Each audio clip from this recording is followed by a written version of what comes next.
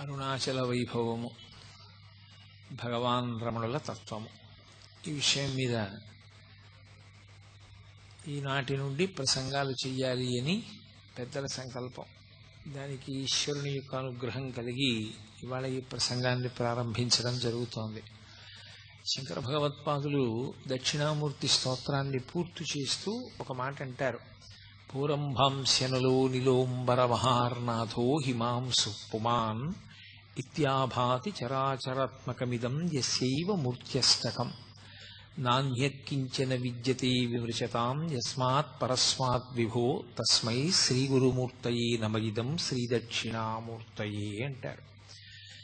అంటే అంతటా నిండి నిబిడీకృతమైనటువంటి శివచైతన్యము కంటికి కనపడేటట్టుగా అష్టమూర్తి తత్వంగా ప్రకాశిస్తూ ఉంటుంది. 8 రూపాలతో పరమశివుడు ప్రకాశిస్తూ ఉంటాడు. ఆ 8 రూపాలతో శివుణ్ణి మనం చూడగలం. ఆ 8 తప్ప 9వది నిజానికి ప్రపంచంలో లేదు. ఇంకా ఆ 8 శివుడై ఉంటాడు. అందుకే ఆయన యొక్క తత్వమంతా 8 అంకె మీదే నడుస్తూ ఉంటుంది. అష్టమూర్తి తత్వము అని శివ పూజయందు కూడా శర్వ భవ ఉగ్ర రుద్ర భీమ పశుపతి మహాదేవ ఈశానములనేటటువంటి పేర్లతో పూజ చేస్తే ఆయన పూజ పూర్తయిపోయినట్టే. అటువంటి 8 రూపములుగా ఆ పరమశివుడు మన మాంసనేత్రమునకు కనపడేటట్టుగా ఉంటాడు అని. అందులో మొట్టమొదటిది ఈ పృథివీ, ఈ భూమి అంతా కలిపి శివస్వరూపం. అది మాంసనేత్రమునకు దొరుకుతుంది, కనపడుతుంది పృథివీ.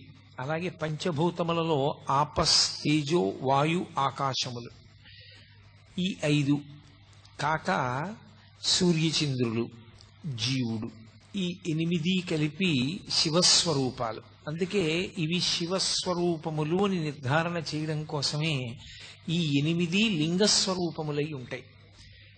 కంచిలో పృథివీలింగం, జంబుకేశ్వరంలో జలలింగం, అరుణాచలంలో అగ్నిలింగం, చిదంబరంలో ఆకాశలింగం, శ్రీకాళహస్తిలో వాయులింగం, కోణార్కలో సూర్యలింగం, సీతాకుండంలో చంద్రలింగం, ఖాట్మండులో యజమానలింగం. యజమానలింగం అంటే నేను అనుకునేటటువంటి యజమాని యొక్క స్వరూపం. ఈ 8 కూడా శివస్వరూపములే. అందుకే ఈ 8 పేర్లతో 8 శివలింగములు ఆవిర్భవించాయి. ఇందులో పంచభూతలింగములు అని పృథివీ, ఆపస్తేజో, వాయు, ఆకాశములు, ఈ 5 బ్రహ్మాండము తయారు చేయబడడానికి ప్రధానమైన ఉపకరణములై అవే పిండాండమునందు కూడా ఉంటాయి. బ్రహ్మాండ పిండాండములు ఉండేటటువంటివి ఈ 5 పృథివీ, ఆపస్తేజో, వాయు, ఆకాశములే. ఇందులో మళ్ళీ నేను మీతో మనవి చేసినట్టుగా కంచిలోది పృథివీలింగం తెలుస్తుంది. ఎందుకనంటే మీరు కాంచీపురం వెళ్ళి చూస్తే ఏకాంబరీశ్వరుడని పేరు కలిగినటువంటి పృథ్వీలింగానికి నీళ్లతో అభిషేకం లేదు. ఎందుకంటే నీటితో అభిషేకం చేస్తే కరిగిపోతుంది ఆ లింగం. అందుకని నీటితో అభిషేకం చెయ్యరు. ఒక్క మల్లె నూనెతో మాత్రమే దానికి అభిషేకం. కాబట్టి కంచిలో పృథివీలింగం తెలుస్తుంది. జంబుకేశ్వరంలో జలలింగం తెలుస్తుంది. శ్రీరంగం వెళ్ళిన వాళ్ళు ఆ పక్కనే తిరువాణక్కోయిల్ అంటారు వాళ్ళు. ఆ తిరువాణక్కోయిల్ వెడితే ఆ పరమేశ్వరుని యొక్క శివలింగం దగ్గర ఎప్పుడు నీరు ఊరుతూ ఉంటుంది. అది ఎవరి మీద ప్రోక్షించరు, ఆ నీళ్లు తీసి పోసేస్తూ ఉంటారు పక్కన. అలా నీరు ఊరుతూ ఉంటుంది కాబట్టి ఆయన జలలింగం, ఆయన నీటి స్వరూపముతో ఉంటాడు అని. శ్రీకాళహస్తిలో వాయులింగం, వాయువుని చూడడం ఎలా? వాయువుని చూడడం కుదరదు. కానీ వాయువు శివుడై ఉన్నాడని గుర్తు ఏమిటంటే శ్రీకాళహస్తిలో శివలింగానికి ఎదురుగుండా ఒక దీపం ఒకటి ఉంటుంది. ఆ దీపం ఎప్పుడు ఇలా కదులుతూ ఉంటుంది. ఒకప్పుడు విదేశీయులు పరీక్ష చేశారు. తలుపులన్నీ వేసేస్తే దీపాలు ఆరిపోతాయి కదా, ఏదో ఆక్సిజన్ లేకపోతే అని తలుపులన్నీ వేసేసి ప్రయత్నం చేశారు. అన్ని దీపాలు నిధనమైపోయాయి. ఆ ఒక్క దీపం మాత్రం గాలి లేకపోయినా కదులుతూ నిలబడింది. ఆ కదిలేటటువంటిది గాలికి కదులుతూ ఉంటుంది. ఆ గాలి కదులుతూ దీపం వెలగడమే వాయులింగం. యథార్థంగా ఎదురుగుండా కంటికి కనపడే లింగస్వరూపంతో పాటుగా అన్వయం చేసుకుని చూడవలసినటువంటి లింగస్వరూపం గాలికి కదిలేటటువంటి ఆ దీపం. అందుకని అది వాయులింగం. ఇక కంచిలో పృథివీలింగం, జంబుకేశ్వరంలో జలలింగం, అరుణాచలంలో అగ్నిలింగం, చిదంబరంలో ఆకాశలింగం, శ్రీకాళహస్తిలో వాయులింగం. చిదంబరంలో ఆకాశలింగం. చిదంబరంలో ఆకాశలింగం తలుపు తీసి చూపిస్తారు, మారేడు చాలా దండలు వేసి ఉంటాయి. ఆ వెనక శివలింగం ఏమి ఉండదు, గోడ ఉంటుంది. ఏమిటంటే అక్కడ ఏం శివలింగం లేదు కదా అంటే అదే చిదంబర రహస్యం అండి అంటారు.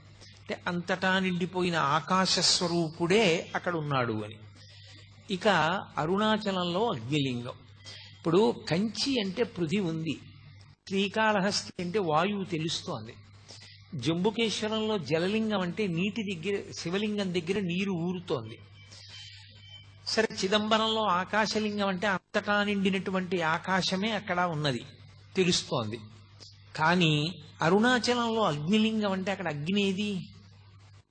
మీరు అరుణాచలం శివాలయంలోకి వెడితే మీకు అక్కడ అగ్ని ఏమైనా కనపడుతుందా? ఒక పెద్ద జ్యోతి స్వరూపాన్ని అక్కడ ఉంచి, లేదా ఒక పెద్ద నెగడుల ఒక మంట మండుతుంటే అదేనండి శివలింగం అక్కడ అని ఎవరైనా చెప్తారా? చెప్పరు. మామూలుగా శివలింగమే ఉంటుంది. మామూలు శివలింగమే ఉన్నప్పుడు అరుణాచలంలో ఉండేటటువంటి శివలింగం అగ్నిలింగం ఎలా అవుతుంది? అరుణాచలమునందు అగ్నిలింగం ఉన్నది అని ఎందుచేత చెప్పబడింది అంటే, మీరు బయట ఎంత చల్లగా ఉండనివ్వండి, అరుణాచలం దేవాలయంలోకి వెళ్ళి కూర్చుంటే ఒళ్ళు చెమటలు పోస్తుంది, అంత వేడిగా ఉంటుంది.